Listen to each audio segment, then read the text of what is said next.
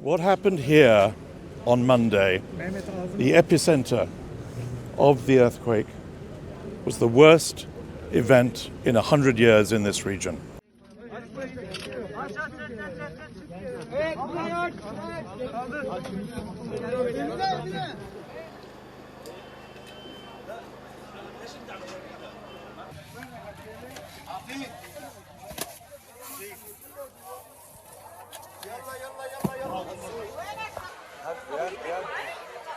The earthquake struck as the humanitarian crisis in northwest Syria was already worsening, with needs at their highest level since the conflict began. They need more of absolutely everything.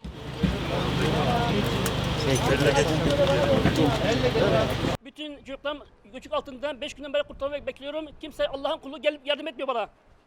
Ben kendi imkanım yukarı çıktım. Kendim canımı kurtardım.